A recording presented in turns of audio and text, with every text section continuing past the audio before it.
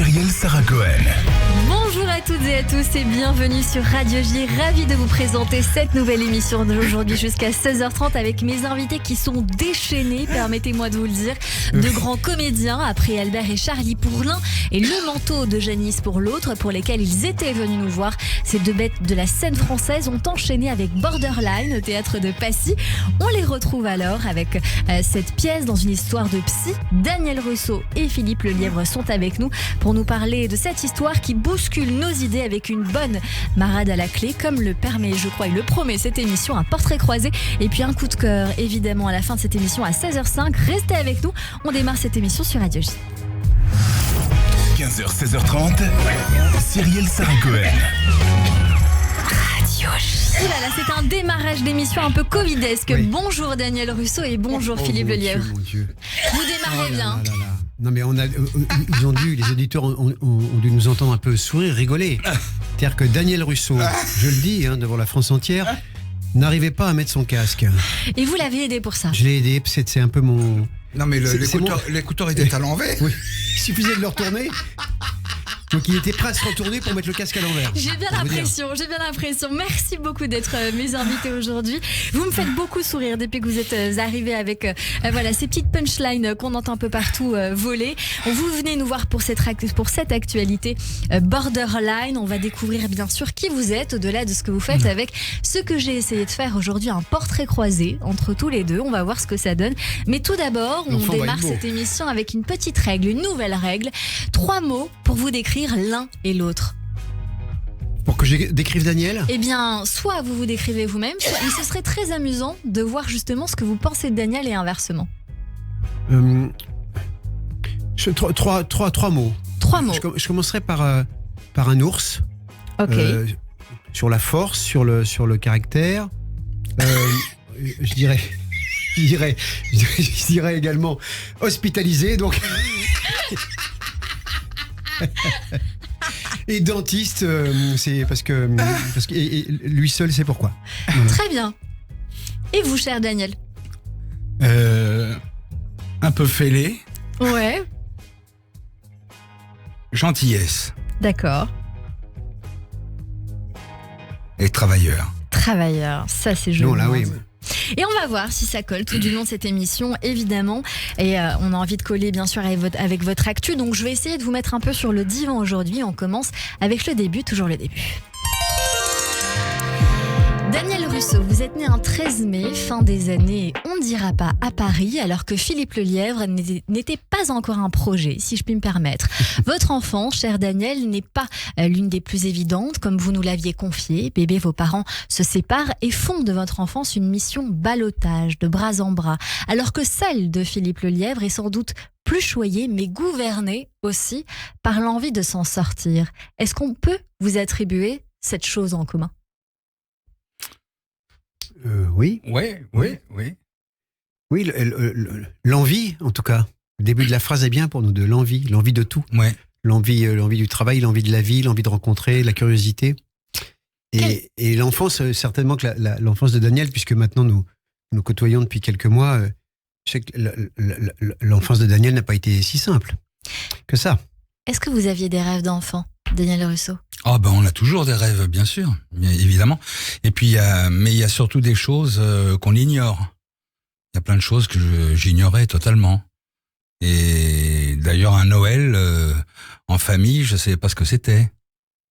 Vous voyez, donc quand c'est arrivé, c'était assez génial, bien sûr. Vous, Philippe Lelièvre, vous avez connu ça.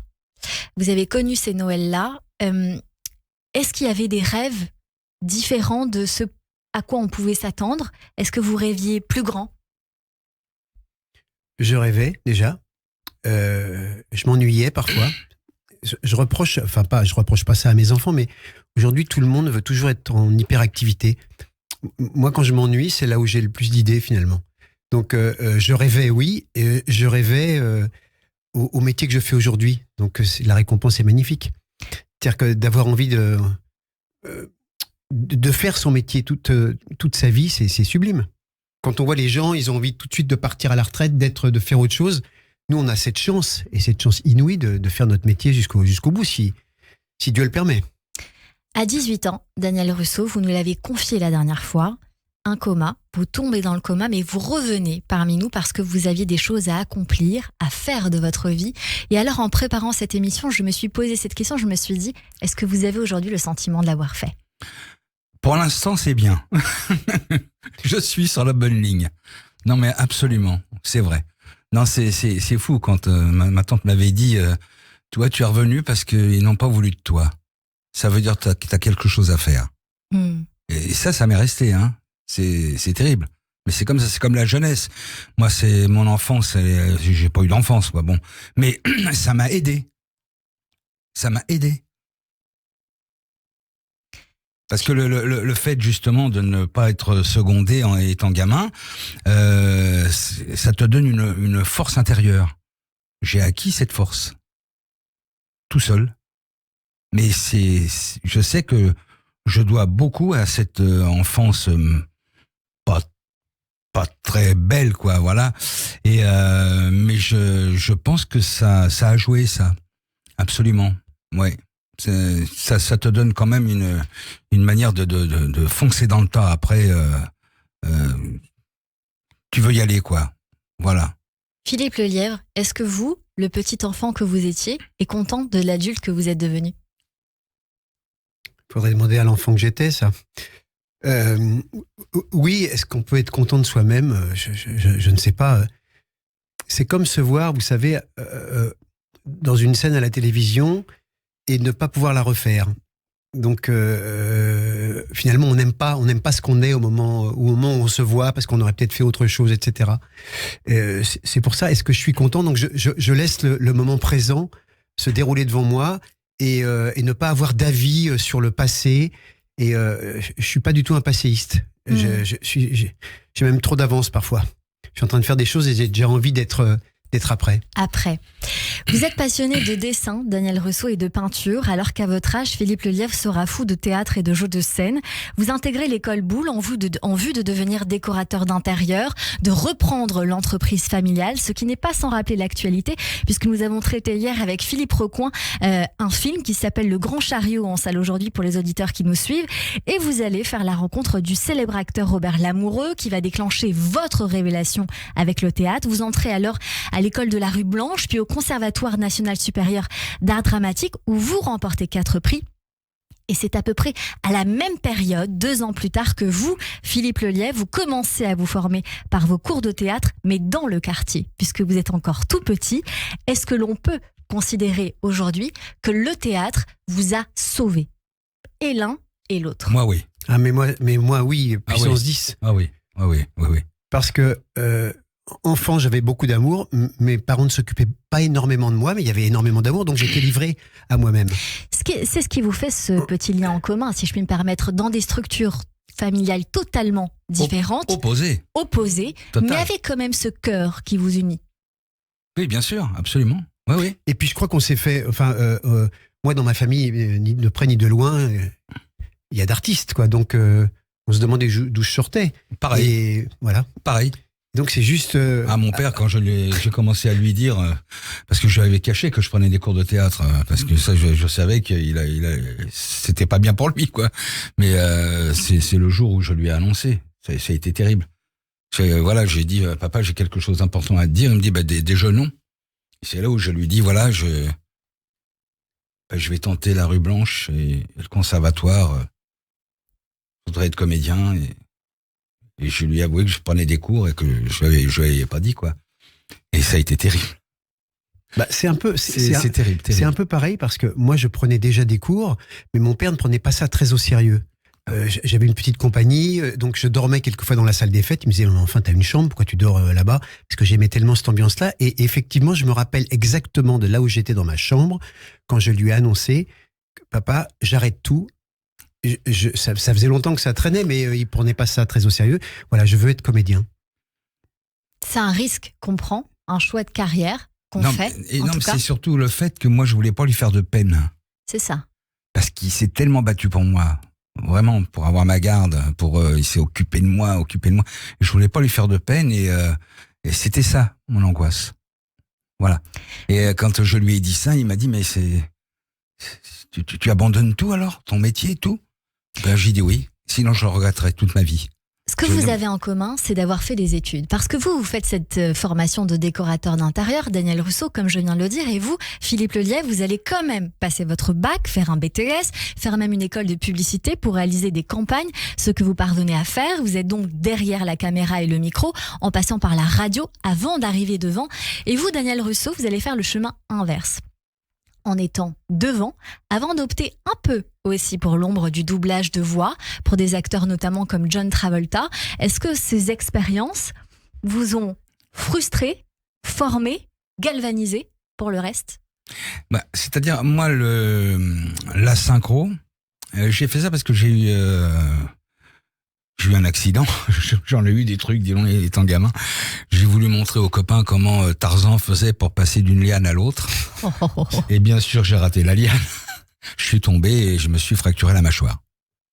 Donc, il a fallu réapprendre à parler. Voilà. C'est comme ça que j'ai rencontré un premier professeur de diction. Voilà, qui m'a dit, ne t'inquiète pas, et il m'a indiqué tous les trucs à faire. C'est-à-dire que quand je travaillais en tant que décorateur, j'avais mes bouquins de théâtre dans la poche et je faisais tous mes exercices toute la journée, du matin au soir. Ils me prenaient pour un dingue. Autour de moi, les gens me disent, mais qu'est-ce qu'il a? Pourquoi il a un crayon dans la bouche tout le temps? Et voilà. Donc, la synchro, je voulais me prouver à moi-même que je pouvais travailler qu'avec ma voix. Parce que je m'étais quand même... battu pour ça. Voilà. Ouais. Et ça, pour moi, c'était un challenge.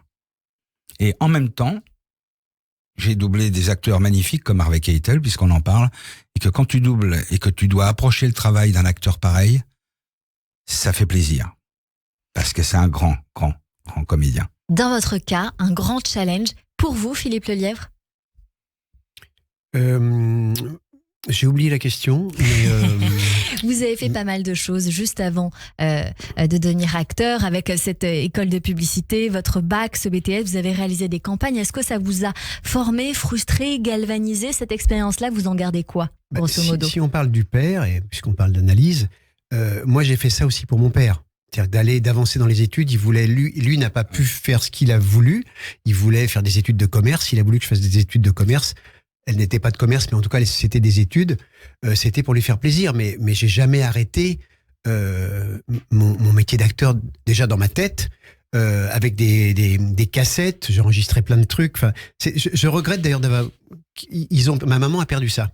Elle avait ça sur des cassettes, tous les trucs que j'inventais, des scénarios, avec les bruitages, avec tous les acteurs, etc. Mais moi, je n'ai jamais cessé d'être acteur. Et pourquoi je suis heureux de vivre tous les jours, c'est parce que je suis heureux d'être acteur, mais au-delà de l'entendement. C'est-à-dire que c'est pas du tout pour moi, c'est ma vie, quoi. Je ne sais pas ce que je pourrais faire d'autre. On embrasse votre maman au passage parce que je sais qu'elle a téléphoné tout à l'heure et je tiens à lui faire un bisou. Tout va bien, maman. Je note entre vous en effet cette volonté de faire plaisir au père. Daniel Rousseau, vous allez jouer votre première scène en 73 dans Le Paysan parvenu d'Albert Husson d'après Marivaux. Vous épousez le grand écran en 76 dans le grand film Le Juge et l'assassin de Bertrand Tavernier. Et vous, Philippe Lelièvre, vous arrivez 2 ans plus tard, encore une fois en 78, dans L'amant de poche de Bernard Kessan. Et 2 ans plus tard, vous êtes à la manœuvre de votre première mise en scène, Genoussi, de René Obaldia, pendant que Daniel Rousseau joue sur les planches du Café-Théâtre des Blancs-Manteaux. Finalement, vos parcours s'entrecroisent et finissent par se toucher à un moment, avec le film 9 mois, en 94, de Patrick Braoudé, mais sans jamais que vous vous croisiez. C'est fou. Il est co-scénariste du film, il a un rôle important. Moi, je suis venu une journée, je crois que, si je me souviens bien, je crois que c'est ça, j'ai une scène où j'arrive avec une valise, avec plein de fringues, et finalement, on m'annonce que c'est des jumeaux, et je me dis que j'ai pas assez de fringues pour les deux. Voilà. Mais et tout ça est parti parce que avec Patrick Braoudé, le réalisateur du film, on a commencé ensemble dans les années. Toi, tu étais j'apprends que tu étais au Blanc-Manteau, moi j'étais au Point Virgule avec Patrick. Mais je sais, puisque ma sœur m'avait dit, t'as ton cousin, parce que Braoudé, mon cousin, joue à côté. Et c'est comme ça que j'ai su que vous étiez à côté. Voilà. Et c'est drôle parce que je t'ai même pas rencontré là. Non, mais je ressemblais à rien. Oui, d'accord. Tu m'aurais pas reconnu. Plus de 40 ans de carrière à tous les deux, en alternant théâtre, cinéma, télévision, une centaine de films et séries, plus de 30 pièces de théâtre pour vous, Daniel Russo. Philippe Lelièvre, près de 30 pièces de théâtre en tant qu'acteur, près de 20 mises en scène, 20 films au cinéma et plus de 40 films ou séries pour la télé. Aujourd'hui, vous venez nous voir tous les deux pour nous parler de votre pièce en commun, Borderline, de Flavia Coste, mise en scène par vous, Daniel Russo, au Théâtre de Passy, du mercredi au samedi à 19h, le dimanche à 15h. D'abord, comment cette pièce de théâtre est arrivée entre vos mains et est-ce que l'un des deux l'a proposée à l'autre et qui ? Non, Flavia Coste m'a envoyé la pièce en me disant voilà, je pense que c'est pour toi. Si ça te plaît, tu fais ce que tu veux. J'ai lu la pièce, j'étais emballé et je lui ai dit, je l'appelle, je lui ai dit écoute, j'ai envie de tout faire. J'ai envie de la jouer, j'ai envie de la mettre en scène. Elle me dit allons-y, on fonce. Et là, Flavia, d'un seul coup, m'a parlé de Philippe qui jouait à côté de moi. On était dans le même théâtre. Pas dans, toi dans le grand, moi dans le petit. Dans l'année dernière, et on se voyait d'ailleurs le soir. Hein, et quand elle m'a parlé de Philippe, évidemment, ça fait tilt, bien sûr. Une pièce où Daniel Russo, vous êtes dans la peau d'un psychiatre, Michel Dupuis, et vous, Philippe Lelièvre, dans le rôle de Pavel Boulier, le patient. Et alors, tout va se compliquer quand, au début de la pièce, le patient annonce à son psy qu'il va mieux. Ça, c'est quelque chose qu'on peut retrouver dans la vie courante et il y a cette question de savoir à quel moment on quitte son psy. Ah, ça c'est une grande question qui est soulevée dans cette pièce-là. Qui décide que c'est terminé ? Et c'est fou parce que je pense qu'on va avoir pas mal de gens qui vont nous attendre et nous parler de ça parce que ça touche beaucoup de gens, ça. Et c'est ce que j'allais vous dire. Vous avez démarré il y a quelques jours à peine, mais est-ce que certaines personnes sont venues vous voir et qu'est-ce qu'ils vous ont dit ? Bien sûr, absolument. Ils disent quoi, les gens ? C'est-à-dire que c'est... d'abord, ils n'osent pas trop dire qu'ils vont voir un psy. Ah oui, il y a encore ce tabou du psy ? Oui, c'est drôle. Alors, tu es obligé de leur dire, mais vous avez déjà été voir un psy ? Oui. Et alors, ça a été long, ça a été...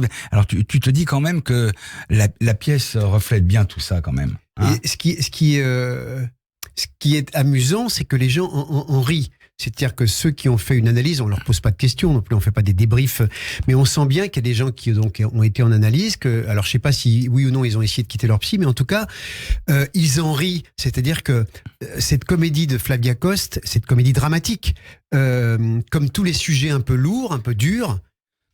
Si ça dépend quel biais on prend, elle fait rire. Elle fait rire. Il faut en rire. Justement. Dieu merci qu'il faut en rire. Bien sûr, absolument. Mais cette rencontre, elle est totalement. On ne sait pas comment on s'est rencontrés. En tout cas, j'ai le sentiment que ça fait bien 10 ans que je suis allongé chez le docteur Dupuis et que je vais mieux, que j'ai le sentiment d'aller mieux et qui va me faire comprendre doucement que je vais pas nécessairement mieux. Parce qu'on a affaire le personnage de Pavel Boulier. On est au-delà du patient, on est proche de la folie. On est sur un borderline. C'est quoi un borderline ? C'est ça. Un borderline, c'est une émotion tous les 3 mots. C'est-à-dire que dans une phrase, il y a 140 émotions. C'est ça, c'est le trouble de la personnalité borderline qui est caractérisé par un schéma omniprésent d'instabilité dans les relations, l'image de soi, les humeurs, le comportement et l'hypersensibilité à la possibilité du rejet et de l'abandon. Clairement, on est dans tout ça dans la pièce, où le patient est en l'occurrence réellement un fou, parce qu'on se pose la question quand même à un moment donné de savoir s'il est lucide ou non, qui tente de faire admettre alors à son psy qu'il est guéri et tente de le quitter. Et ce qui se joue ici, c'est quand le psy justement tente de faire entendre à ce fou que ce n'est pas possible. Le docteur Dupuis indique à son patient qu'il l'a appelé le matin même encore à l'article de la mort, si je puis dire. Il a même oublié. Mais c'est ça. Il a oublié qu'il avait appelé. C'est ça. Et moi, qu'il a oublié. Voilà. Et c'est ce qu'il dit. Et alors, il lui dit qu'il va mieux pour tout un tas de raisons, qu'il va essayer de signifier tout au long de la pièce. Et ce médecin lui indique qu'il faut d'abord procéder à une stabilisation du moi profond pour aller vers la résilience. Ce mot est très cher au cœur de beaucoup de personnes aujourd'hui. Il est pour le coup de moins en moins tabou. On en parlait encore en début de semaine, lundi, avec mes invités Lou Rillag et Martin Petit qui sortaient un livre avec ce thème, écrit Résilience. Qu'est-ce que la résilience pour vous ? Qu'est-ce que la résilience pour toi Qu'est-ce que je te souhaite. Non, mais la résilience, c'est d'être tout à coup d'accepter. La résilience, c'est accepter ce que l'on est. Mais je crois que lui... Et de comprendre. Et de comprendre. Qui l'on est. Et je crois qu'à travers son thérapeute qu'il veut quitter, il ne comprend pas bien nécessairement qui il est. Il croit comprendre, il se trompe. Et j'en dévoilerai pas plus parce que ça va très loin dans l'erreur. Cette pièce. Oui, ça va loin. Ça va très loin. Ouais. Alors moi, je sais pas ce que j'ai le droit de dire ou de pas dire, mais en tout cas, je vais essayer d'aller un petit peu plus loin avec vous. La résilience, je pense que tous les deux, d'une manière ou d'une autre, et comme tout à chacun, vous en avez usé dans votre vie. Dans le cas de notre patient, Pavel Boulier, on ne peut pas faire pire, si je puis me permettre. Sa femme le trompe. Vrai. Il a été licencié sans indemnité de chez L'Oréal. Il a été trahi par son collègue qui lui pique sa Légion d'honneur et il se persuade d'aller mieux et minimise tout en disant que c'est son psy qui est pessimiste lorsqu'il aide à ouvrir les yeux. Et finalement, ça promet des réactions et des échanges très cocasses, très drôles tout du long. Est-ce que vous vous marrez dans cette pièce? En tout cas, nous, on rit beaucoup. Ah bah oui, mais c'est fait pour ça. Mais nous, c'est beaucoup de rigueur. Vous savez, la comédie, c'est très fragile. Il suffit simplement de mettre un temps en trop et les gens ne rient pas. Et là, on a besoin de cette rigueur. C'est pour ça qu'on a vraiment beaucoup travaillé. Hein. Et c'est même, c'est ce que je disais à Philippe, comme son personnage n'a aucune suite dans les idées, c'est pas facile ce qu'il fait tous les soirs parce que à la seconde, il change d'intention. Et c'est ça qui est magnifique. Ouais. C'est ça qui est magnifique. C'est très... c'est fatigant, mais c'est tellement salvateur, c'est tellement... C'est bien, quoi. Pour un acteur, c'est merveilleux. Ouais. Voilà, ce que ça veut tout dire, c'est galvaudé, dire bah, t'es fou. Non, lui, je crois que vraiment, c'est l'image d'Épinal du dingo, quoi. Ouais. Dans cette pièce, vous jouez ce qu'on appelle dans le jargon psy, le psychodrame, c'est-à-dire que l'un va prendre la place de l'autre pour rejouer une scène dans la vie réelle, de ce qui s'est passé dans le passé. Je me permets de vous dire que je serais très curieuse de revoir cette pièce avec l'un et l'autre à la place de l'un et l'autre, c'est-à-dire vous dans le rôle du psy, Philippe Lelièvre, et vous, Daniel Russo, dans la peau du patient. Est-ce que vous y avez pensé ? Je crois que Daniel peut jouer les deux aussi. C'est ça. Mais d'ailleurs, on peut peut-être faire une proposition au directeur du théâtre. En alternance, je fais le psy. On peut faire ça le dimanche. Oui, le dimanche. J'aimerais beaucoup parce que je vous imagine aussi bien et l'un et l'autre dans ces deux rôles. Mais ça peut. Et je serais très curieuse. Alors voilà, je me permets de vous dire parce que j'y ai beaucoup pensé ça tout peut du le long. faire, ça même peut le si faire. vous êtes très bien dans la peau des rôles que vous avez aujourd'hui, forcément il va se passer beaucoup de choses dans cette pièce de théâtre parce que vous êtes dans un rôle et l'un et l'autre. Mais ne serait-ce que puisqu'on parle de changer et jouer au jeu des chaises musicales, à un moment donné, un petit retournement de situation dans la pièce que l'on attend à tout moment avec ce téléphone qui sonne, vous dans la peau du psy ou votre femme vous harcèle, on se demande à quel moment ça va éclater et c'est un peu ce qui s'est passé dans la vie de votre patient. Alors est-ce que ça va se passer, est-ce que ça va pas se passer? Moi j'ai envie de garder le mystère entier, on est bien d'accord? Ah oui, parce que ça va loin quand même, c'est ce qui m'a plu dans la pièce. Quand j'ai lu la pièce, je me suis dit, au fur et à mesure, je me dis, mais on va où là, on va où, elle y va, mais oui, ça va très loin, bien sûr. Et surtout, ce qui est important, je dis ça pour les gens qui ont peut-être peur de dire qu'ils vont voir un psy ou parce qu'ils ont des problèmes. On ne s'en moque pas. On ne se moque pas des gens. Voilà, c'est très important. Non, quand j'avais joué Toc Toc, c'est quand même les tocs. Il y a plein de gens qui ont des tocs. Hein. Eh bien, il y a une dame qui m'attendait à la sortie et elle m'a dit, vous savez, monsieur Russo, vous m'avez fait rire avec ce qui me fait souffrir. Et là, j'ai dit, belle récompense. Là, je me suis dit, on a gagné, quoi. Et là, c'est pareil. On ne s'en moque pas. On ne s'en moque pas, d'abord parce que Flavia Coste, qui a écrit la pièce, ça a été un pan de sa vie aussi. Elle raconte quelque chose, c'est pas sorti de nulle part, cette pièce. Donc, c'est une partie d'elle. Elle nous parle un peu d'elle aussi. Oui, mais enfin, elle a du mal à s'en sortir. Pendant la répétition, on était obligé de la ligoter sur un fauteuil dans le foyer, même pas dans la salle, parce que sinon on l'entendait. Non, mais il est vrai, en vous écoutant, que c'est une pièce, en effet, qui, d'une part, l'un et l'autre, vous pousse dans les retranchements de la vie, du quotidien. C'est vrai qu'il y a des gens qui vont bien, d'autres qui vont un petit peu moins bien, et on peut se retrouver dans certaines réactions. Et notamment, alors on dit que c'est un petit peu imaginé, mais pas que, parce que même si vous vous moquez pas, il y a une chose qui est indéniable, c'est que les psys ont ces petites phrases là qu'on a le sentiment d'entendre à chaque fois, et notamment c'est ces proverbes que vous employez dans la pièce à tout bout de champ. On est mort de rire. Ah bah oui. Surtout qu'ils font le tour du monde. Il y a du proverbe japonais, du proverbe africain. Il y a du chinois, du japonais, du québécois, du congolais. Alors il y a du malien. Il y a du malien. Et du basque.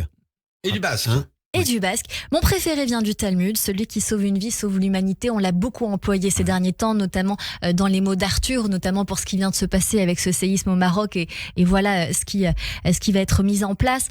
Et alors, on rigole parce que ces proverbes, c'est quand on est à l'eau, il faut nager. Celui-là, typiquement, on est mort de rire. Bah ouais.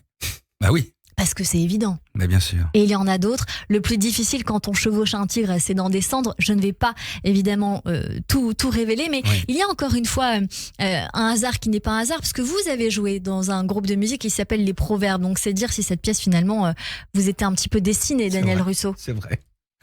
Ça s'appelait Les Proverbes. Je savais que t'avais un groupe, mais ça s'appelait Les Proverbes. Oui, on s'appelait Les Proverbes et on n'avait pas fait le rapprochement avec Les Problèmes du groupe d'Antoine. Et alors chaque fois les gens nous engageaient dans les discothèques. C'était les discothèques à l'époque. Et on disait bon alors et Antoine il arrive. Et nous on n'avait pas capté. Qui nous prenait pour le groupe des problèmes. Les problèmes avec les proverbes. Voilà, c'est ça. Et c'est vrai qu'on a vu ce groupe qui s'appelait Les Proverbes. Et vous faisiez passer. Et le premier groupe c'était le Magic Star. Le Magic Star. Et vous faisiez passer pour Antoine, parce que il y avait cette petite confusion avec le groupe d'Antoine. Oui, c'est ça. Alors, non, mais chaque fois, il nous disait Antoine, mais Antoine, il venait jamais. Et du coup, vous avez appris à jouer les musiques d'Antoine pour essayer de consoler. D'un seul coup, on s'est dit qu'on va faire un ou deux morceaux des problèmes, puisqu'ils adoraient. C'était un groupe qu'on adorait à l'époque, bien sûr. C'est formidable. Allez, vous restez avec nous. On continue cette émission avec Daniel Russo et Philippe Lelièvre pour la pièce Borderline au Théâtre de Passy. On continue d'en parler encore dans un instant avec également nos chroniqueurs Christophe Barbier et Stéphanie Ronchevski qui nous rejoignent pour découvrir les goûts culturels de notre invité, de nos invités. Mais tout de suite, c'est le rappel des titres sur Radio J. 15h, 16h30. Cyrielle Sarah Cohen. Radio J.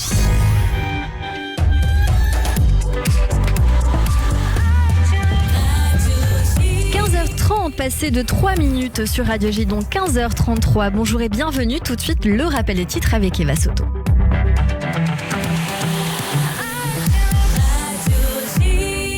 Bonjour à toutes et à tous. À la une de l'actualité en Israël, Binyamin Netanyahou dénonce des fake news après la réunion d'urgence convoquée par ses ministres de la Sécurité nationale et des Finances, Itamar Ben-Gvir et Bezalel Smotrich, qui affirment que le gouvernement dont ils font partie aurait approuvé un transfert d'armes en provenance des États-Unis vers l'autorité palestinienne. Les deux responsables d'extrême droite disent que la décision a été prise à leur insu. Faux, aucune arme n'a été transférée à l'autorité palestinienne, juste des véhicules blindés, a affirmé le Premier ministre israélien Binyamin Netanyahou. Au chapitre sécuritaire, 13 Palestiniens suspectés de terrorisme arrêtés cette nuit, des opérations conjointes du Shin Bet, de Tsahal et des gardes-frontières en Judée-Samarie. L'audience de la Cour suprême la plus suivie de toute l'histoire d'Israël, c'était hier. Inédit, les 15 juges se sont réunis, la Cour donc au complet, pour examiner les recours contre la réforme judiciaire. Les résultats de l'audience ne seront pas connus avant plusieurs semaines. Dans l'actualité internationale, la rencontre entre le président Poutine et son homologue nord-coréen Kim Jong-un s'est dit convaincu que l'armée et le peuple russe remporteront une grande victoire dans la lutte sacrée pour punir ce qu'il appelle le rassemblement du mal. Aux États-Unis, l'Anti-Defamation League publie son rapport sur l'antisémitisme. Les groupes étudiants sont de moins en moins nombreux à adopter des résolutions en faveur du boycott, mais les activités anti-israéliennes sur les campus ont presque doublé en un an. En France, un juif victime d'une agression alors qu'il se rendait à la synagogue samedi. Ça s'est passé à Marseille, dans le 13e arrondissement. L'homme en kippa a été victime d'insultes antisémites. Il a porté plainte. C'est la police nationale qui est chargée de l'enquête. La présidente de l'Assemblée nationale, elle aussi, a porté plainte après un nouveau courrier antisémite envoyé à sa permanence. Il s'agit de Yael Braun-Pivet. Et merci beaucoup Eva Soto. On vous retrouve à 16h pour le journal complet. Tout de suite une courte pause et c'est la suite de notre émission avec Daniel Russo et Philippe Lelièvre sur Radio J. Radio J. Bonjour, c'est Lise Gutmann. Le 10-11, Lise Gutmann. Ravie de vous retrouver tous les matins au programme Judaïsme, divertissement, communauté. Radio J. Itzik Moshel, directeur de Dialang. Shalom, combien de fois avez-vous essayé d'apprendre l'hébreu ou l'anglais sans réussir à le parler? Dialang vous donne la solution grâce à sa méthode unique d'apprentissage basée sur la pratique intensive de l'oral sans négliger la lecture et l'écrit. Cours en Zoom ou en présentiel. Dialang, prix exceptionnel pour une année, 510 €. Pour connaître les dates des journées portes ouvertes en Zoom ou en présentiel, contactez Dialang au 01 43 64 13 30 ou dialang.fr. L'hôtel El Konin Tel Aviv, le légendaire, le premier hôtel tel-avivien créé à Neve Tzedek, avec son design élégant, luxueux, l'hôtel El Konin Tel Aviv apporte une touche de sophistication et de charme à la française dans la ville blanche. Piscine et bar sur toit, face à la mer, spa Clarins et produits d'accueil Clarins en chambre, salle VIP pour des événements intimes.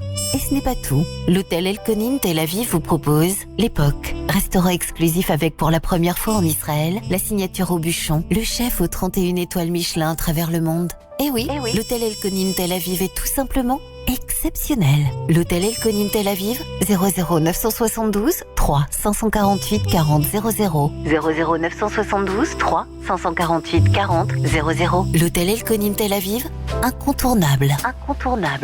Cette année encore et plus que jamais, de nombreuses familles de la communauté ont besoin de vous. Depuis plus de 25 ans, Mazon accompagne ces familles afin qu'elles puissent célébrer elles aussi la nouvelle année dans la joie et dans la cache-route. Tous les ans à Rosh Hashanah, c'est plus de 2000 colis qui sont distribués, composés de 80 produits frais et de qualité. Un colis coûte seulement 60 €. Envoyez vos dons à Mazon, 34 rue des Grilles, 95 500 Pantin. Ou sur mazon.org. 01 48 21 00 30.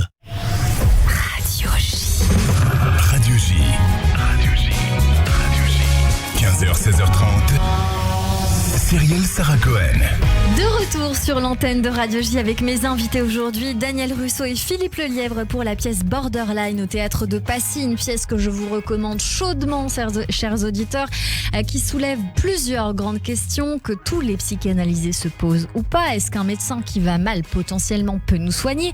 Est-ce que les psys qui ne sont faits que de chair et de sang ne feraient pas un transfert par hasard parfois? Est-ce que les propositions des psys sont des décisions que l'on doit suivre quand l'un dit je suis là pour vous faire prendre les bonnes décisions et que l'autre répond mon psy me dit de faire comme si, comme ça, alors que je dois devenir autonome. Dans la vie, on ne peut pas penser que ça pourrait aller plus mal pour aller mieux. Ça, c'est une phrase à retenir. Je vous pose cette question à vous, chers invités. Est-ce que justement, cette pièce vous fait du bien? Ah ben, moi, elle me fait du bien parce que la pièce est bonne. Et c'est vrai. Et c'est vrai. Et mais est-ce qu'elle fait travailler Daniel Russo? Est-ce qu'elle fait remuer des choses? Moi, je crois. C'est ce que je disais tout à l'heure. Je pense que les gens vont nous parler à la sortie. C'est évident. C'est évident. J'en suis certain, moi. Ça a déjà commencé, d'ailleurs. Oui, elle fait du bien. Là, je prêche pour ma paroisse. Elle fait du bien parce que je me dis qu'il y a quand même des gens qui vont pas bien. En l'occurrence, Pavel Boulier. Et donc, je suis heureux d'aller bien et de pouvoir pénétrer ce personnage totalement improbable. Oui, elle me fait du bien. On va passer à la suite de cette émission et je recommande chaudement de venir vous voir au théâtre de Passy. Dans cette partie de l'émission, on découvre toute la culture que vous aimez ou qui pourrait vous plaire. Et tout de suite, on part au théâtre avec Christophe Barbier pour parler psy. Et mes acclamations, mon enthousiasme, viva notre bienfaiteur! Olé! Olé! Olé! Bonjour Christophe. Cher Cyrielle, le théâtre moderne adore les psys. On en trouve dans de nombreux succès des 30 dernières années. D'ailleurs, le plus ancien, c'est Le Visiteur. Vienne 1938, Freud, menacé de plus en plus par les nazis, reçoit chez lui un inconnu qui se fait passer pour Dieu. Freud sera-t-il convaincu? Et pas simple. Cette pièce, c'était le premier grand triomphe d'Éric Emmanuel Schmitt. C'était il y a 30 ans, mais ça a été repris récemment avec succès. Suivant Sigmund Freud, on le retrouve, mais dans un registre délirant, avec Hystéria, une pièce de Terry Johnson qui a connu un succès international. La pièce a réjoui Paris en 2002, dans une mise en scène de John Malkovich, avec Pierre Vanek, qui jouait Freud, Marie Gillin, en patiente excentrique et prompte à se déshabiller, et Vincent Elbaz, en Salvador Dali. Et oui, la pièce raconte la visite du peintre surréaliste auprès du docteur pour se faire psychanalyser. Une rencontre qui a vraiment eu lieu, mais dont on ne sait pas grand-chose. Sur scène, Terry Johnson l'a transformé en cauchemar délirant de Freud qui, il est vrai, vivait ses dernières semaines atteint par un cancer de la mâchoire. La pièce était hystérique, comme son nom l'indique, mais elle était surtout hilarante.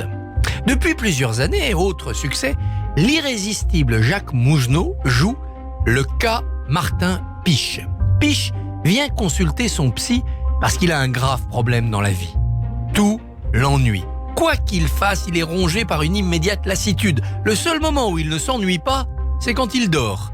Mais ce récit est trop simple pour être vrai et le psy va vite débusquer des secrets bien troublants. Le cas Martin Piche à ne pas manquer si ça repasse à Paris. Par le bout du nez est un autre succès, mais lui plus récent, de l'année 2022, année électorale, vous vous en souvenez. Avec François Berléand, la pièce mettait face à face un psychiatre et un président de la République. Celui-ci vient d'être élu et il doit prononcer un discours très important. Et dès qu'il ouvre la bouche, il est saisi d'une démangeaison du nez qui le rend incapable de dire son texte. Quel souvenir enfoui est donc à l'origine de cet étrange syndrome? En guise de bouquet final, je vous propose d'évoquer Un divan des divas, une pièce de Guy Marouani, lui-même psy au cours de sa vie. Marouani a eu la bonne idée de placer en situation d'analyse un régiment de célébrités. Quelques-unes d'entre elles ont composé un spectacle l'an passé au Théâtre Montparnasse. Zorro, Jeanne d'Arc, Marilyn Monroe, John Kennedy, Kafka et Lady Diana se succédaient sur le divan. La pièce, trop disparate peut-être, n'a pas rencontré son public.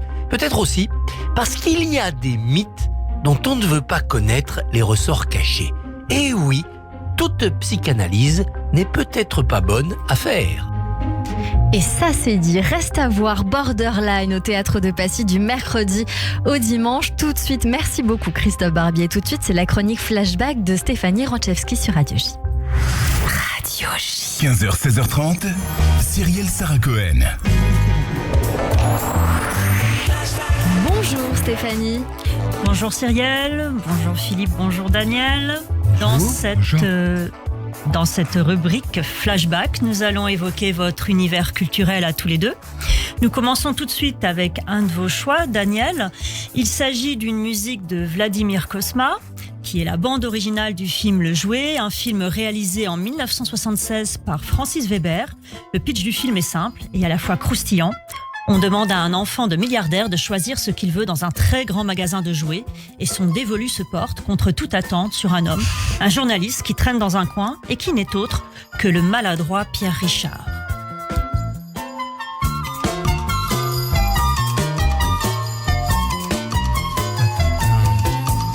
Alors Vladimir Cosma, né en 1940, compositeur franco-roumain mais aussi violoniste, chef d'orchestre, réussit à concilier dans ses compositions différentes influences comme celles du jazz, de la chanson populaire, du folklore, mais aussi de la musique classique. Il a bercé l'imaginaire de plusieurs générations de spectateurs avec la création de bandes originales de films à succès, comme La Boum, L'As des As, La Chèvre, Le Père Noël est une ordure, La Loue la cuisse et j'en passe. La particularité de ces films est le plus souvent d'être très drôles, tout en exprimant derrière le comique des émotions fortes. Films loufoques qui, comme votre pièce, mettent en avant des comportements limites, borderline, de personnages qu'on découvre finalement vulnérables, mais aussi sensibles et poétiques. D'ailleurs, pour la petite histoire, Pierre Richard confie lui-même avoir eu du mal à jouer ce rôle. En effet, il se reconnaissait dans l'histoire de ce petit garçon. Ce petit garçon, qui semble odieux au début du film, se révèle être un enfant en manque d'affection, qui souffre de l'abandon de son père, homme d'affaires trop occupé pour faire attention à lui. Flashback, le père de Pierre Richard était lui aussi un industriel désintéressé par sa progéniture. Il a d'ailleurs quitté tout de suite le foyer. Le comédien ne l'a rencontré la première fois qu'à l'âge de 7 ans, par hasard, à l'hippodrome de Longchamp.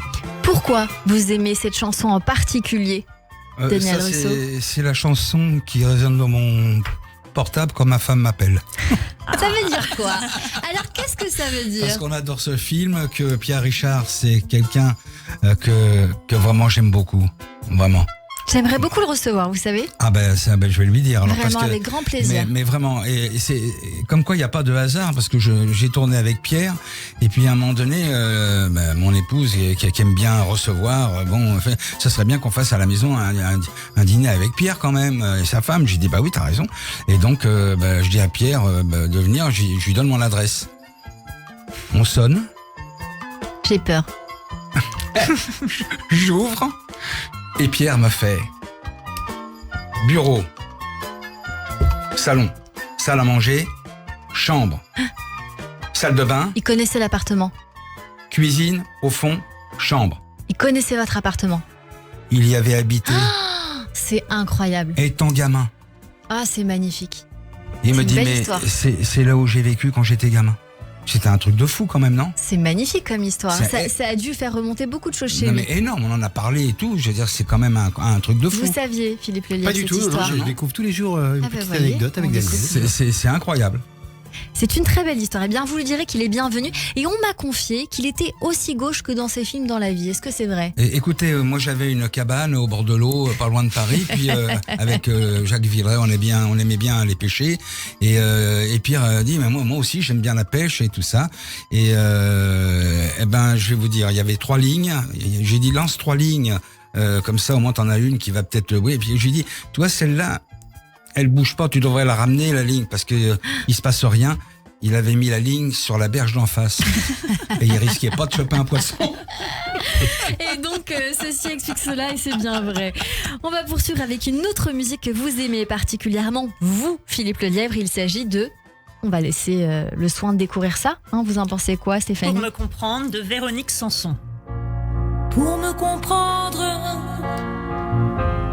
il faudrait savoir qui je suis. Pour me comprendre. Alors on connaît Véronique Sanson, auteure, compositrice et interprète française née en 1949 à Boulogne-Billancourt. Elle a sorti 22 albums studio, elle a vendu plus de 8 millions de disques dans le monde entier. Pianiste autodidacte, elle a commencé très jeune sa carrière musicale, en particulier avec Michel Berger, qu'elle connaît depuis l'enfance et qui devient son compagnon. Elle sort d'ailleurs un premier super 45 tours qu'elle a travaillé avec lui le jour même de ses 18 ans. Et dans cette chanson, la chanteuse dit que pour la comprendre, il faut connaître son passé, sa vie, devenir son ami, se comprendre, comprendre l'autre, se comprendre à travers l'autre. Voilà ce qui préoccupe la relation d'un patient à son psy. En réalité, cette chanson est une véritable histoire d'amour. Extraite de l'album D'un papillon à une étoile, sorti en 1999, Pour me comprendre était d'abord une chanson écrite et interprétée par Michel Berger en 1973, chanson extraite de l'album Cœur brisé. Alors pourquoi ce titre Cœur brisé? Flashback. En 1972, Michel Berger est dans un studio et attend le retour de sa compagne, Véronique Sanson, qui est allée chercher des cigarettes. Or, elle semble avoir disparu. Elle ne revient pas. Ce n'est que 3 jours plus tard que l'on comprend qu'elle a quitté la France pour les États-Unis. Elle a pris un avion pour rejoindre le musicien Stephen Seal, pour qui elle a un coup de foudre et avec qui finalement elle se mariera et aura un enfant. Bon, alors évidemment, Michel Berger est complètement bouleversé et c'est à ce moment-là qu'il va écrire cette chanson. La relation entre Michel et Véronique s'est toujours construite autour de la musique et toute leur vie, ils ont gardé une sorte de correspondance musicale. Ils ont continué de s'écrire des chansons indirectement. Vous connaissez, il manque quelqu'un près de moi, seras-tu là? Auquel elle a répondu, je serai là. Mais en 1992, Michel Berger meurt brutalement d'une crise cardiaque en jouant au tennis à l'âge de 44 ans. 7 ans plus tard, toujours là, Véronique Sanson décide de lui rendre hommage avec cette reprise extrêmement émouvante qu'on vient d'entendre. Pourquoi vous aimez cette chanson précisément, Philippe Lelièvre? En fait, j'ai des choix assez hétéroclites de musique. Mais il y a des choses qui me touchent et c'est incontournable. Et en fait, les paroles, j'aime la parole des musiques. Qui racontent quelque chose qui me touche. Moi, j'ai besoin d'être touché mais au spectacle, au cinéma. J'ai besoin qu'on me parle quelque part. Et pour me comprendre,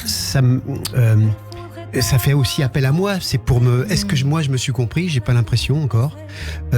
C'est pas pour ça que je vais chez le psy, hein, mais en l'occurrence, est-ce qu'on est compris? Est-ce qu'on est compris pour ce que l'on fait? Est-ce qu'on est compris pour ce que l'on va faire? Est-ce qu'on est compris tout court? Est-ce qu'on est entendu? Ça, plus cette mélodie d'une beauté, d'une tristesse infinie. J'aime ce qui est triste parce que je suis quelqu'un de très gai. Et c'est très beau ce que vous dites. On va poursuivre avec un livre que vous connaissez peut-être et qui sinon pourrait intéresser nos auditeurs puisqu'il est dans le thème, Le mot d'esprit et sa relation à l'inconscient de Freud. Alors effectivement, dans la mise en scène de cette pièce, Daniel, vous avez réussi l'exploit de faire rire à partir de la psychanalyse. Et cela dans un autre genre que celui de Woody Allen. Et c'est pourquoi j'ai pensé que ce livre de Freud s'imposait dans votre univers culturel. En effet, Le mot d'esprit et sa relation à l'inconscient est un livre dans lequel Freud explique en 1905 ce qui se joue inconsciemment dans ce phénomène qu'on appelle le mot d'esprit et qui est capable de déclencher le rire. Freud, médecin psychiatre et neurologue, invente à la fin du 19e siècle la psychanalyse, une thérapie par la parole qui s'appuie sur l'hypothèse d'un inconscient psychique. Il analyse donc différents mécanismes du psychisme qui censurent, refoulent certaines pulsions et leur substituent des images cryptées qu'il faut chercher à interpréter, comme dans les rêves. Alors, flashback, lorsque l'ami de Freud, le médecin Fliss, lui fait remarquer que les jeux de mots finalement reviennent souvent dans son livre L'interprétation des rêves, Freud répond « Tous les rêveurs sont, de la même façon, d'insupportables plaisantins. Et cela par nécessité parce qu'ils se trouvent dans l'embarras et que la voie directe leur est fermée. Le caractère de drôlerie de tous les processus inconscients se trouve intimement lié à la théorie du mot d'esprit et du comique. » Alors, cette correspondance entre les deux hommes a certainement incité Freud à écrire son livre, lui qui avait un fort sens de l'humour et qui collectionnait les histoires drôles. D'ailleurs, il y a beaucoup d'histoires drôles dans ce livre qui sont restituées. Et d'ailleurs, chapeau aussi au traducteur qui a réussi à traduire les histoires drôles, les jeux de mots allemands en français. Et ce que je voulais dire, c'est qu'un des ressorts du comique, je ne vous l'apprends pas, peut être l'accumulation, la répétition. Et une des choses justement qui est extrêmement drôle dans votre pièce, c'est cette volonté du psy à vouloir toujours tout expliquer avec des proverbes, on en a parlé, des proverbes de plus en plus saugrenus, comme pour essayer peut-être, je ne sais pas, de se convaincre lui-même. On termine avec un spectacle choisi par Philippe. Jean Martin, c'est un ballet qui se joue à Copenhague en ce moment et qu'on a pu voir à la Villette en mai dernier. Qui vous a beaucoup plu, je crois, ça m'a Philippe. plu, je crois, parce que, pas seulement parce que c'est mon fils. J'ai un de mes fils qui est danseur contemporain et il danse dans cette compagnie de Yann Martins qui est en Belgique. Et j'ai vu un spectacle. Alors c'est pas parce que c'est ses enfants qu'on les trouve bien. Moi, ils font des choses parfois qui ne me plaisent pas. Là, en l'occurrence, c'est un des spectacles qui m'a beaucoup plu sur ces derniers mois. Je ne l'avais pas vu à la Villette parce que je jouais, mais j'ai eu la chance de le voir avant en Allemagne. Et là, ce soir ou demain, il danse à Copenhague. Et voilà, c'était pour lui faire un petit clin d'œil et lui dire que j'étais fier de lui. Alors, on va écouter une petite musique, On va alors, faire vous vivre pouvez ça. être fier. Yann Martins, c'est un chorégraphe flamand qui, dans ce spectacle intitulé, alors excusez-moi pour l'accent, Any Attempt Will End in Crushed Bodies and Shattered Bones, veut d'abord exprimer. On expliquera à Daniel ce que veut dire ce mot. Je vais le dire tout de suite. Veut exprimer les résistances actuelles face aux oppressions, aux inégalités, aux enjeux climatiques. Donc le titre, qu'on peut traduire, on y est. Par toute tentative se terminera par des corps écrasés et des os brisés. Est une référence à la répression des manifestations et montre que la désobéissance civile peut aussi être une position individuelle. Alors, il joue sur l'alternance entre silence, cri, immobilisme, pression des corps, et on sent toute l'énergie des mouvements face au ralentissement à travers la musique qui s'interrompt, puis recommence, alors que les danseurs eux-mêmes prennent la parole puis se taisent. Alors, la scène devient, à ce moment-là, un espace de démocratie possible, où l'engagement peut commencer par l'immobilité sans être une paralysie. Oui, on entend les danseurs parler. Résister à l'agitation n'est pas qu'une histoire de quantité, malgré le nombre important de danseurs. Pas moins de 17 personnes, de 17 à 71 ans, dont un certain Simon Lelièvre, je vous laisse deviner qui c'est, La question de la résistance nous ramène directement au commencement de votre pièce, dont je ne dévoilerai pas le dénouement. Être déterminé à arrêter sa thérapie alors qu'on n'a pas encore compris ce qui se joue en nous, que notre inconscient refoule toute possibilité d'y accéder, de se comprendre, est précisément ce qu'on appelle en psychanalyse la résistance. Ainsi, au début de la pièce, quand vous dites que tout va bien, que l'analyse est finie, on peut se demander s'il s'agit d'un acte de déni aveugle du patient face à son psy, une sorte de renoncement inconscient à l'analyse, ou si au contraire, la résistance évoque davantage, comme dans le spectacle de Yann Martins, un acte de bravoure, de fermeté et d'affirmation de soi. Et finalement, on se demande qui va vraiment résister, le patient ou le psy. Et c'est bien la question qu'on se pose également sur scène avec vous au Théâtre de Passy. Daniel Russo et Philippe Lelièvre. Merci beaucoup Stéphanie Ronchevski pour nous avoir fait voyager dans les goûts culturels de nos invités. Et je veux dire que Stéphanie était avec moi également. On était pas loin au Théâtre de Passy. Je crois savoir que vous avez aussi beaucoup aimé la pièce. Pour mon plus grand bonheur, oui. Et ben voilà, on a tous passé un très bon moment. Vous restez encore avec nous sur Radio G. Dans un instant, notre coup de cœur du jour, notre experte Sandy Boulanger pour le portrait de nos invités, mais aussi une petite séquence tout à fait dans le thème, l'introspection. C'est tout nouveau, tout beau sur l'antenne de Radio G. Je sais que vous aimez bien cette séquence-là. Tout de suite, un peu de musique et puis c'est la pause suivie du journal de l'info. Restez connectés avec nous sur Radio G. Il faudrait connaître ma vie. Et pour l'apprendre, devenir mon ami. Mais pour me comprendre, il aurait fallu au moins ce soir pouvoir surprendre le chemin d'un de mes regards, triste mais tendre, perdu dans le toute petite, dans les bras de sa grand-maman. Dommage, dommage, j'aimais tellement son visage.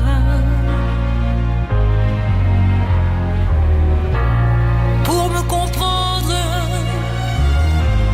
il faudrait savoir l'école de mon enfance, le souffle de mon frère qui dort, la résonance de mes premiers accords. Mais pour me comprendre, il faudrait connaître mes nuits, mes rêves d'amour, et puis mes longues insomnies. Radio J. 15h, 16h30, Cyrielle Sarah Cohen. Radio J. Vous écoutez Radio J à Paris sur 94.8 en DAB+, et sur notre appli Radio J. Radio J. Avez-vous pensé à tout pour les fêtes de Ticherie? Ou plutôt, avez-vous pensé à tous pour les fêtes de Ticherie? Au Vaad HaRabbanim, la plus grande caisse de tzedaka d'Israël, soutenue et dirigée par les grands de la génération, ce sont des milliers de familles qui attendent notre aide. Plus que jamais, à l'occasion des fêtes, il est de notre devoir de nous mobiliser. Donner au Vaad HaRabbanim, c'est la garantie d'un don bien redistribué. Il compte sur vous. Vaad HaRabbanim, 0800 106 135, 0800 106 135 ou sur vaadharabbanim.org. Shana Tova. Venez célébrer Ticherie 5784 avec Judaïsme en mouvement. Rassemblement de l'ULIF, du MJLF et de la JTM. Rendez-vous les 15, 16 et 17 septembre, puis les 24 et 25 septembre, en présentiel et en streaming, pour participer aux offices de Rosh Hashanah et Yom Kippour dans les lieux habituels de Judaïsme en mouvement. Venez vivre et partager la ferveur des fêtes de Ticherie avec Judaïsme en mouvement en réservant vos places dès maintenant sur judaïsmeenmouvement.org. Shana Tova. Paris 2024, les Jeux Olympiques, 6 novembre 2023. Un champion du monde, David Tissot, Bocuse d'Or, offre son talent pour aider le million d'enfants défavorisés d'Israël. Ne ratez surtout pas le légendaire dîner haute gastronomie de Meir Panim, Kacher Beddin, sous le patronage du grand rabbin de France et les parrainages d'Arthur et Guillaume Gonès, représentants personnels du président de la République, avec de nombreux artistes en exclusivité. Réservation 01 42 25 59 27 et meirpanim.fr.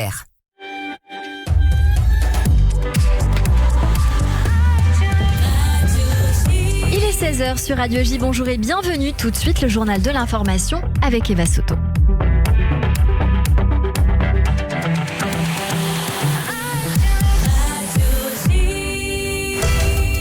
Cyrielle, à la une de l'actualité en Israël, la polémique. Binyamin Netanyahou dénonce des fake news après la réunion d'urgence convoquée par ses ministres de la Sécurité nationale et des Finances. Itamar Ben-Gvir et Bezalel Smotrich affirment que le gouvernement dont ils font eux-mêmes partie aurait approuvé un transfert d'armes en provenance des États-Unis vers l'autorité palestinienne. Les deux responsables d'extrême droite disent que la décision aurait été prise à leur insu.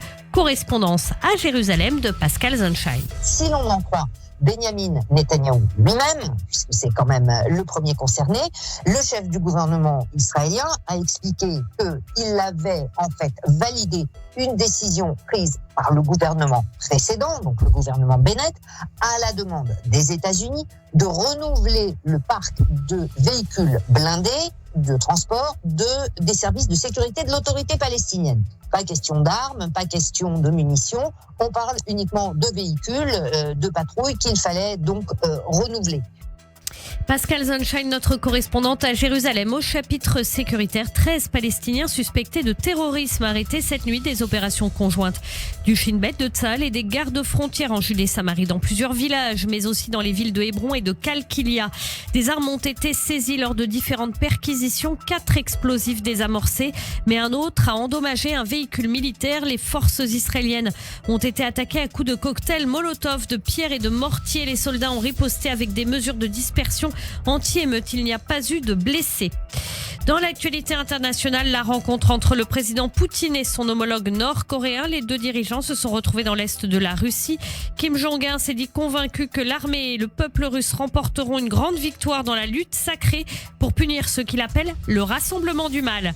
Vladimir Poutine affirme être très satisfait de ce rendez-vous. Moscou veut aider Pyongyang à construire des satellites et à développer un programme spatial. Aux États-Unis, l'Anti-Defamation League publie son rapport sur l'antisémitisme dans les campus. Les groupes étudiants sont de moins en moins nombreux à adopter des résolutions en faveur du boycott d'Israël. Seulement 3 résolutions BDS l'an dernier contre 17 en 2020. Les actes de vandalisme n'ont pas augmenté. Aucune violence physique n'a été signalée. Mais les activités anti-israéliennes ont presque doublé en un an. 629 manifestations de ce type contre 300 l'année précédente. Pour l'ADL, si tous les incidents anti-israéliens sur les campus ne peuvent pas être qualifiés d'antisémites, ils contribuent à un environnement hostile pour les étudiants juifs. En France, un juif victime d'une agression alors qu'il se rendait à la synagogue samedi. Ça s'est passé à Marseille, dans le 13e arrondissement. L'homme en kippa a été victime d'insultes dans sa plainte déposée le jour même. Il a expliqué qu'une voiture aurait fait semblant de lui foncer dessus à 2 reprises. Le conducteur sera ensuite descendu de son véhicule pour l'insulter. Sale race, je vais te tuer. La victime n'a pas été blessée, mais le suspect lui aurait volé sa montre et 2 bracelets. L'enquête en cours a été confiée à la police nationale. La présidente de l'Assemblée nationale porte plainte après un nouveau courrier antisémite envoyé à sa permanence. Yael Braun-Pivet a reçu des messages de soutien d'élus de la majorité et de l'opposition. Les corbeaux font leur rentrée alertés. Porter plainte systématiquement, a écrit Yael Braun-Pivet sur son compte X, ex-Twitter, des mots illustrés par la photo de l'enveloppe qu'elle a reçue, enveloppe marquée d'une étoile jaune. Yael Braun-Pivet reçoit régulièrement ce type de menaces. La présidente de l'Assemblée nationale ce matin sur France Info. Moi, j'ai fait les comptes justement et c'était la 21e plainte que je dépose en un an. Et donc oui, il faut le dénoncer, il faut porter plainte, essayer de retrouver les auteurs pour pouvoir les poursuivre et les punir.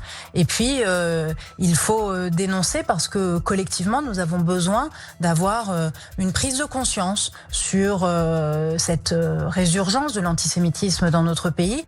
La présidente de l'Assemblée nationale, Yael Braun-Pivet.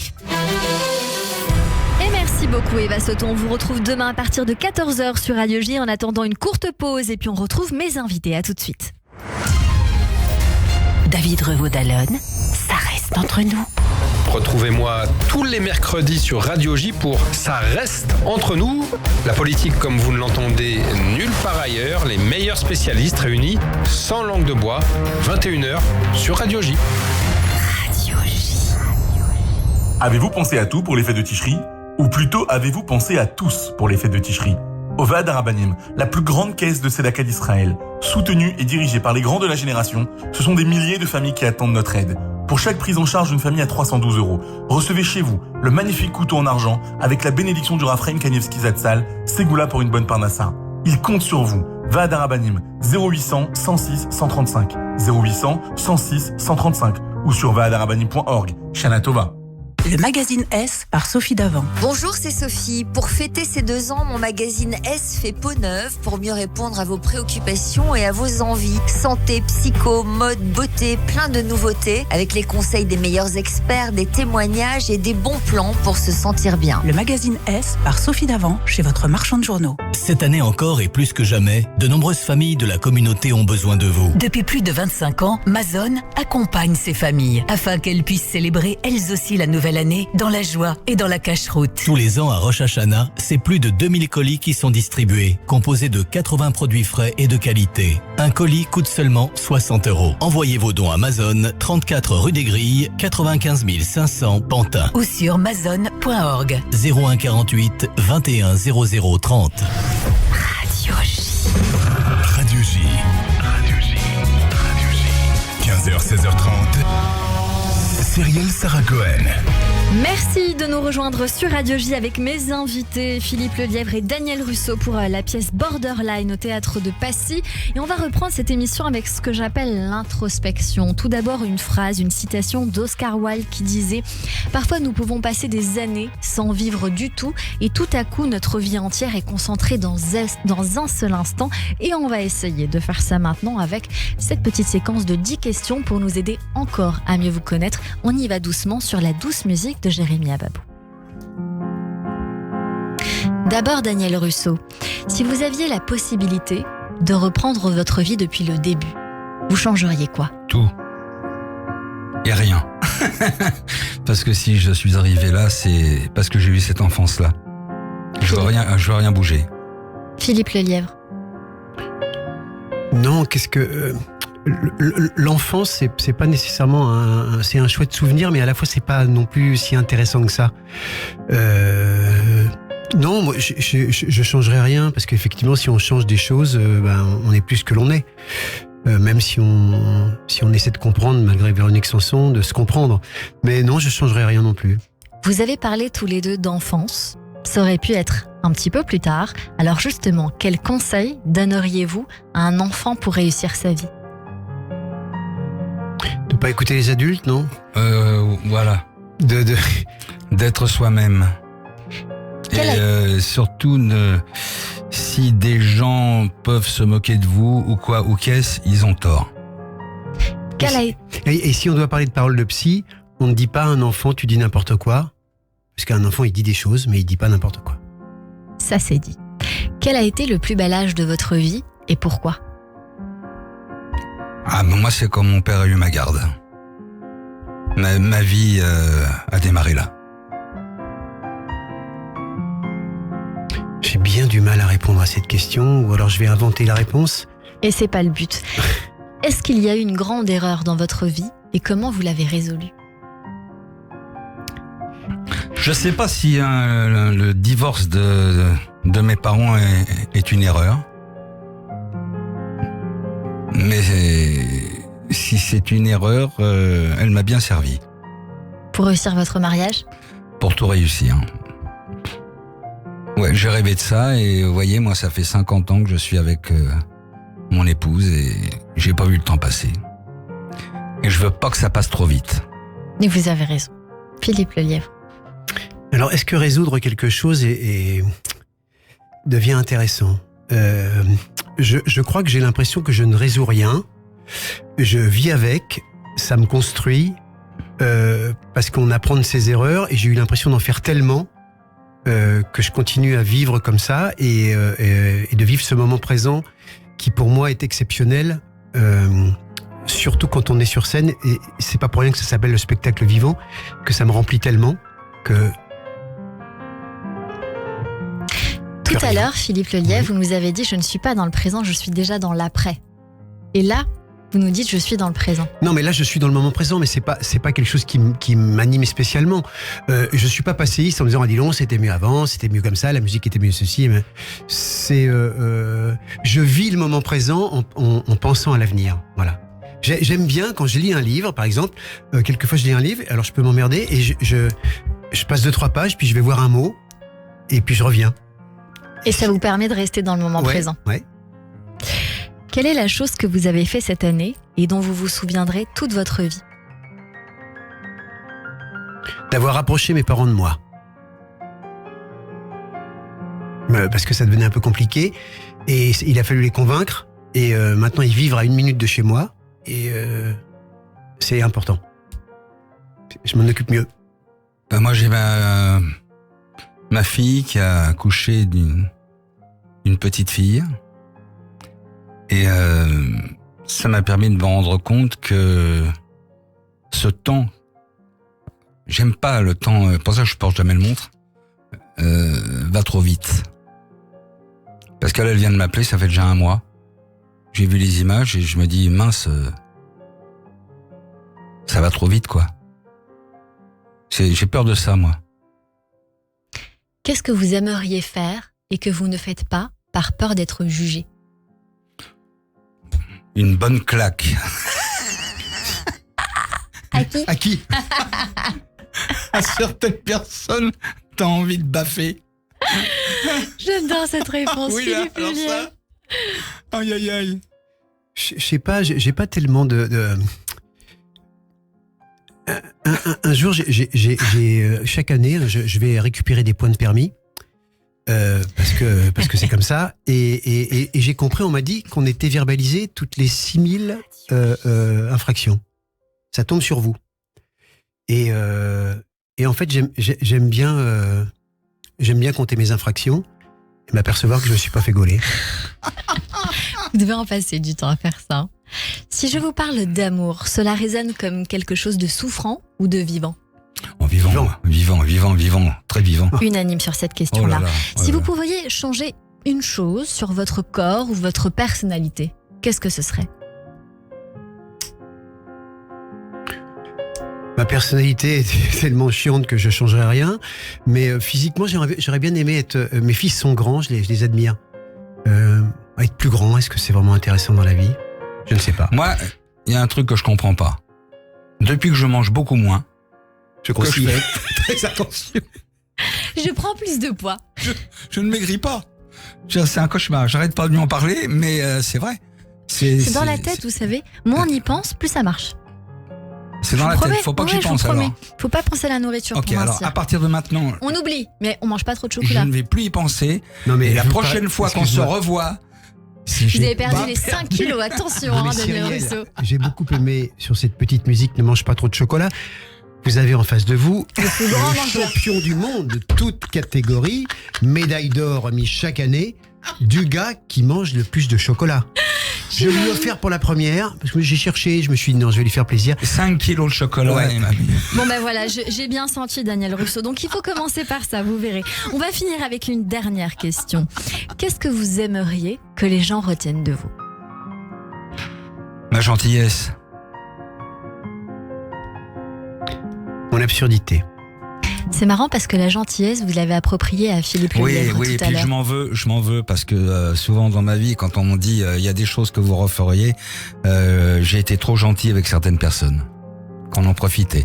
Et donc c'est peut-être pas une qualité première, mais j'y peux rien, je suis comme ça. Et c'est votre patte. Je rappelle que vous pouvez retrouver cette séquence en podcast sur le YouTube de Radio J, radioj.fr et sur toutes les plateformes d'écoute de l'émission. Merci d'avoir répondu à tout cela. Tout de suite, c'est le coup de cœur sur Radio J. Et on découvre un coup de cœur aujourd'hui sur l'antenne de Radio J. Bonjour les balmes. Bonsoir Yael. Merci beaucoup d'être mes invités aujourd'hui. C'est un plaisir de vous découvrir en même temps que nos invités principaux Daniel Russo et Philippe Lelièvre qui avaient hâte d'écouter il y a une petite minute. Alors vous êtes normalement 4 il me semble. Aujourd'hui, vous êtes deux. Il y a Kevin et Pierre. Alors, merci beaucoup d'être avec nous. Cette chanson que nous sommes en train d'écouter s'appelle Strange Flower. Elle fait partie de votre dernier album qui s'appelle Lavender, qui ne sort que le 22 septembre. Donc, j'ai envie de dire qu'on a une belle exclusivité sur Radio J. Comment vous définissez votre univers ? Sur l'univers, il est assez, on va dire, contrasté, coloré. On essaye de pas avoir... on dit qu'on fait un rock, plutôt une musique rock, mais elle est teintée de plein de choses et c'est ça aussi qu'on aime cultiver. Donc difficile de mettre un gros tampon là tout de suite sur l'univers et le style. A priori, je me permets, un univers indie rock, on va le voir dans un instant. Je crois que c'est du goût de notre invité Daniel Russo, parce que vous étiez rock'n'roll, mais voilà, on garde quand même un petit peu de rock. Alors, qui fait quoi dans votre groupe et comment il est né ? Alors, on s'est créé il y a 5 ans, on était 4 copains de l'époque lycée-études, avec Valentin qui est le chanteur, Martin qui fait de la basse, du clavier et qui chante, Kevin, ici présent, qui fait du clavier et qui chante également, et moi, Pierre, à la batterie et aux percussions. Et autodidacte. Et ça, c'est important de le dire, je tenais quand même à le signaler. Ce groupe, il est né dans un garage à Rueil-Malmaison. J'ai trouvé ça si drôle de le raconter. Non, mais j'ai trouvé ça vraiment sympa de le raconter. Donc, c'est une aventure que vous appelez une aventure familiale. Et ça, j'ai envie de comprendre pourquoi. Parce qu'il y en a un peu partout. Du copain, du cousin, de la voisine, du copain. Alors ça, c'est un truc qu'on a un peu fait pour blaguer dans notre bio. Tout n'est pas vrai. Mais c'est vrai que le concept de famille nous tient vachement à cœur parce qu'on est, Pierre et moi, meilleurs amis d'enfance. On se connaît depuis qu'on a 11 ans. Ça fait 15 ans qu'on fait de la musique ensemble. On a commencé à faire là sur Balme de la musique avec le petit frère de notre meilleur ami. Et puis rencontrer aussi un ami du petit frère. Enfin, là, on est rentré dans un truc qui devient très nucléaire, familial. Un groupe familial, on peut dire ça comme ça, deux passionnés. Vous avez sorti 2 EP parus en 2020, She, 2021 Basement Tales, et puis ce dernier album donc qui sort le 22 septembre, qui s'appelle Lavender. C'est 8 titres authentiques, artisanaux, qui baignent donc dans cet univers. Et puis Lavender, pourquoi Lavender ? Tout simplement, c'est un clin d'œil à la Drôme. C'est l'endroit où l'album a été imaginé et composé. On va écouter Exode, si vous voulez bien.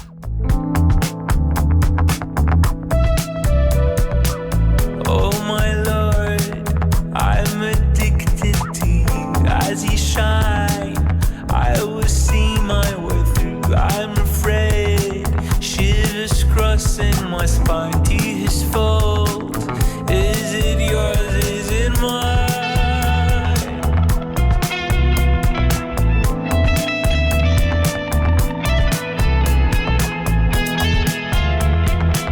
On sent un univers très incarné comme ça, avec, si je puis me permettre, des instruments un peu bruts.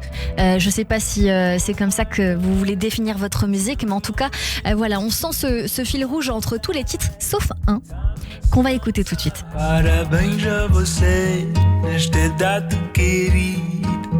Muitas felicidades, muitos anos de vida. J'ai eu un coup de cœur pour ce titre-là, qui est un petit peu l'ovni dans votre album. Même si Catch Me et Prayer the Sun, c'est le cas de le dire, on a envie d'attraper et de prier pour que le soleil revienne avec nous aujourd'hui. Elle reste dans cet univers très indie rock. Pourquoi cette chanson et comment elle est née ? Je sens qu'elle a une histoire un peu particulière. Elle a une histoire particulière. En fait, c'est un clin d'œil à notre chanteur qui est d'origine portugaise. Et donc ce titre s'appelle Parabéns et du coup est en portugais. Désolé pour l'accent s'il y a des Portugais qui nous écoutent. Ils vont nous détester. Et en fait on voulait aussi dans l'album avoir des moments un peu de respiration, très simple. Nous on joue et on compose beaucoup en acoustique. En fait on aime bien juste se poser, piano, guitare, très simple. Parfois Pierre même n'a pas sa batterie sur lui, donc forcément va juste taper sur des trucs pour faire la rythmique. Et en fait on a cette approche un peu très acoustique, et on s'était dit dans l'album, ce serait bien d'avoir des moments de respiration. Et voilà, on est parti sur un petit arpège de guitare. Valentin a commencé à chanter en yaourt en portugais et ça nous a fait marrer. Et on a trouvé ça super beau, donc on l'a mis sur l'album. Voilà. J'ai en tête un chanteur portugais qui cartonne, qui était à la salle Playel. Je perds le nom, mais j'hésiterai pas à vous le dire en off. En tout cas, voilà, c'est dans cet univers et c'est vraiment un très grand succès. Donc je me permets de faire le rapport entre vous deux. On va réécouter Strange Flower, la première chanson, tout de suite sur l'antenne de Radio J. Qu'est-ce que vous avez voulu dire dans cet album, précisément ? Dans cet album, on a voulu un peu raconter le séjour d'une journée, en allant du lever du soleil à son coucher, avec une prière au soleil au milieu, justement pour le contempler. Et au cours de ce séjour, beaucoup de choses, un peu d'amour, un peu de guerre, des sujets très joyeux, d'autres beaucoup plus tristes, toujours sur le fil, mais au final de la contemplation. C'est comme ça que l'on conclut l'album. Et que vous avez envie qu'on l'écoute de cette manière aussi, j'imagine. Est-ce que vous êtes indépendant ? 100%. Est-ce que vous avez besoin d'un coup de pouce ? On cherche un tourneur. Un tourneur, voilà, c'est lancé. Il y a un petit endroit dans Paris qui s'appelle l'Étoile. Je sais qu'en ce moment, c'est les Étoiles, pardon, et c'est un endroit où beaucoup d'artistes vont pour jouer leur musique, donc ça peut être aussi une piste. On peut vous retrouver sur les réseaux sociaux, sur Instagram, Balm de Bend, également sur Facebook au même nom, et sur YouTube, Balm 9357, je le dis parce que c'est noté comme ça. Je vous remercie beaucoup d'avoir été notre coup de cœur sur l'antenne de Radio J. Le temps file, alors je dois laisser la place, mais un petit mot si vous voulez bien, peut-être que vous avez envie de dire aux auditeurs qu'on écoute votre musique, on vous rejoint où précisément, peut-être sur Deezer, Spotify, c'est vous qui dites. Alors on nous rejoint absolument partout, quelle que soit la plateforme que vous écoutez, et on nous rejoint aussi en live, suivez nos actus, on joue bientôt à Enghien-les-Bains, à Saint-Étienne, voilà, et puis d'autres dates qui vont être annoncées. Donc, à Paris, j'espère très vite. On viendra vous voir avec grand plaisir. Et je suis sûre que l'année prochaine, on vous retrouve sur un festival. J'en suis quasiment certaine. Merci beaucoup d'être venu nous voir, les Balms, sur l'antenne de Radio J. Et tout de suite, c'est le portrait de nos invités. 15h, 16h30, Cyrielle Sarah Cohen. Radio J. Radio J. Radio J. Le portrait psychologique. Comme toujours, à la fin de cette émission, on a pour habitude, vous, chers invités qui nous connaissez, Daniel Russo et Philippe Lelièvre, vous êtes déjà venus en solo, donc vous savez ce qui vous attend à la fin de cette émission dans ce portrait croisé. On a demandé à Sandy forcément de tout dire. Bonjour Sandy. Il va y avoir des blagues là. Bonjour Daniel, bonjour Philippe. Bonjour. Oui, j'ai l'habitude de faire des blagues quand j'ai beaucoup d'émotions qui sont très fortes dans la sensibilité. Vous m'avez beaucoup touchés tous les deux, donc je vais faire des blagues parfois parce que j'ai pas envie non plus de montrer trop mes émotions et d'en susciter trop chez vous. Je ne sais pas. Soyons le cœur joyeux ensemble, mais allons loin dans la philosophie et les côtés existentiels parce que c'est ce que vous nous avez partagé aujourd'hui. Alors Daniel, vous nous avez dit dès le début, comme ça de but en blanc, que vous avez quelque chose à faire dans votre vie. Bah oui, on le voit bien. Hein. Vous avez dit que ne pas avoir eu d'enfance vous a donné une force intérieure. Vous êtes peut-être un alchimiste avant d'être un acteur, non ? Vous avez transformé une espèce de merde en or phénoménal. Oui, va savoir. Vous, Philippe, vous nous avez dit, est-ce qu'on peut être content de soi-même, sans avis sur le passé, pour avoir parfois envie d'être juste après-demain ? Alors on a tout de suite compris que vous étiez très dans la psy, hein, que quand on vous pose une question, vous répondez à une question. C'est une déformation. Faire de la politique aussi alors. On imagine une activité cérébrale chez vous, Philippe, joliment complexe et mouvementée, non ? Très. Mais si je peux développer, moi j'ai fait longtemps de l'improvisation pendant des années et j'avais un spectacle d'improvisation tous les jours et je suis allé après 1 an, je crois, voir un médecin parce que je n'arrivais plus à ne pas penser, c'est-à-dire à ne pas penser, à ne pas enchaîner mes pensées. C'est-à-dire que une chaise me faisait penser à quelque chose, qui me faisait penser à quelque chose, c'était continu, même quand je m'endormais, et j'ai pris des choses pour m'apaiser, parce que je ne m'en sortais pas, et ça va mieux alors du coup ? Ça me fatiguait. Parfois. Oui, ça dépend, ça se voit. Daniel dit non, mais c'est faux. On voit. Alors là, tous les deux, vous avez été d'accord pour dire que le théâtre vous a sauvé. Tous deux livrés à vous-même, avec ou sans amour, finalement, c'était pas la question. Mais peut-être que la question, au final, c'est comment as-tu aimé ? Mais celle-ci n'est pas au démarrage de la vie. Alors bien sûr, Daniel, vous êtes battu pour revenir au verbe, au langage, au symbolisme. Vécu comme un challenge, vous ne l'avez pas pris comme une revanche. Alors on comprend bien que vous avez le cœur doux pour quelqu'un qui n'a pas poussé sous le soleil de l'amour escompté. Bravo. Il y a une question essentielle aussi qui a émergé de ce rendez-vous et puis de la pièce que vous présentez tous les deux. C'est qui décide quand c'est terminé ? Alors, on parle de la thérapie, bien sûr, mais sûrement de toute relation intime aussi, non ? Le rire comme thérapie, vous l'avez beaucoup dit tous les deux. Et puis, c'est ce qu'on dit beaucoup ici, quand même, c'est chez nous. Nous avons aussi le rire pour parler des choses difficiles. toute la difficulté de se parler, de se comprendre et d'agir en conscience. La résilience, qui a été un mot qui a été aussi assez fort de notre moment de temps ensemble, vous avez dit tous les deux à l'unisson, accepter et comprendre qui on est. Alors ce rire du public, mais de nos proches aussi, c'est beaucoup de rigueur, vous avez dit Daniel. Et puis vous avez dit quelque chose aussi d'assez beau, Philippe, vous avez rajouté, c'est le salvateur. Vous êtes un beau duo quand même, peut-être vous devriez penser à vivre ensemble parfois, parce que de vous deux émergent des choses vraiment très symboliques, poétiques, sacrées et plus encore. Cyrielle vous propose de changer de rôle. Là aussi, c'est très symbolique, sacré Cyrielle. Et vous acceptez tous les deux. C'est une belle résilience.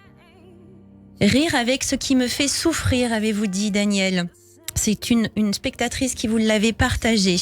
On sent comme les difficultés sont transformées chez vous à travers votre métier, quand même. Vous avez tous les deux une vaste sensibilité. Vous les gérez chacun à votre façon, de façon assez différente quand même aussi, beaucoup. Philippe, vous êtes réservé, plus pudique, voire une huître. Mais l'analyse, le questionnement et l'action semblent vous permettre de bien gérer ça.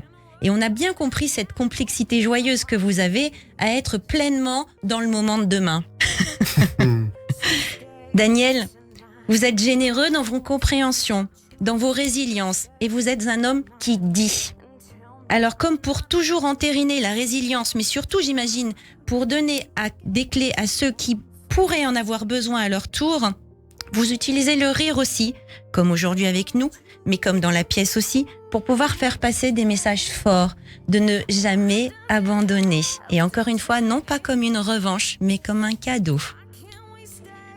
Vous, Daniel, une musique de film de Cosma, d'un film drôle, alors que vous, Philippe, une chanson de Michel Berger chantée par Véronique Sanson, de Cœur brisé, où le silence l'a inspiré. On voit bien vos différences dans vos grandes sensibilités. Je vais terminer, en fait, par le fait que vous êtes deux hommes, deux individus très différents, mais rassemblés, en fait, par cette belle sensibilité. Peut-être êtes-vous hypersensible, camouflé ou pas, différenciés par la manifestation, mais surtout deux hommes humanistes, en chemin, joyeusement humbles. Alors merci pour le cadeau de vos ombres et de vos lumières.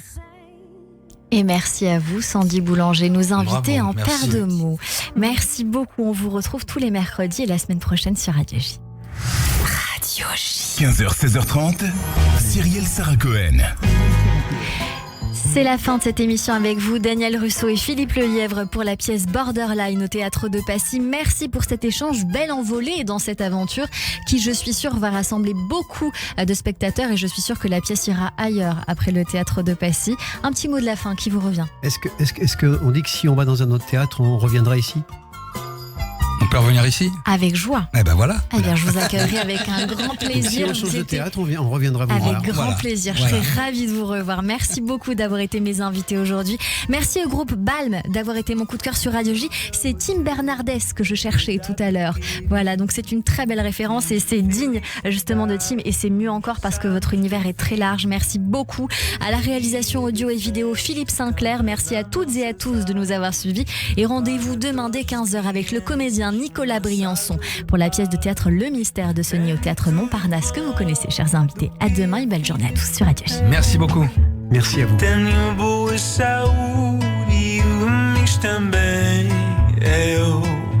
So